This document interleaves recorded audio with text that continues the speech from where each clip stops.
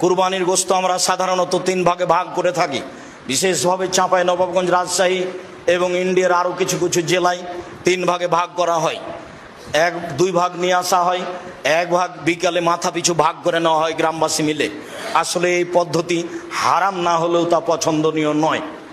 আবার কোনো কোনো এলাকায় মানুষ হারে কিছু দিয়ে দেওয়া হয় আর সব নিয়ে চলে আসা হয়, এটাও ঠিক নয়। হ্যাঁ, 3টার পদ্ধতির মর্মে কোনো হাদিস সহি নেই। যে হাদিস এসেছে যে 3 ভাগের 1 ভাগ নিজে খাবে, 3 ভাগের 1 ভাগ গরিব প্রতিবেশীকে দিবে, আর 3 ভাগের 1 ভাগ ফকিরকে দিবে যারা ভিক্ষে চায়, মর্মে হাদিসটি মানুষের বানানো নিতান্তই জয়ীফ। কাজে এই হাদিসকে দলিল সামনে রেখে কুরবানির গোশত 3 ভাগে ভাগ করতে হবে এ কথা নয়। 3 ভাগ করলে নাজায়েজ হারাম হবে এ কথা নয়। তবে আমরা পছন্দ মনে করি 3 ভাগের 1 ভাগ যে দিয়ে এসেছেন, 10-এর মধ্যে এটা দিয়ে এসেছেন, যাক ওটা ভাগ করে নে করা যারা কুরবানি দেয়নি।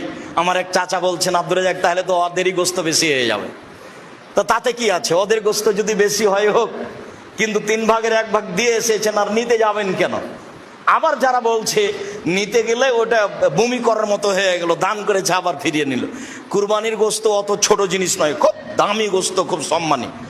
দিয়ে এসেছে আবার নিতে গেলে সেটা ওই বমন হয়ে গেল, এ কথা বলা যাবে না। কুরবানির গোশতের উপর এরকম কোনো মন্তব্য করা ঠিক নয়। কুরবানি যেমন খুব দামি পশু, কুরবানির গোশত তেমন দামি জিনিস। একে ফকির মিসকিনকে দিতে শিখতে হবে।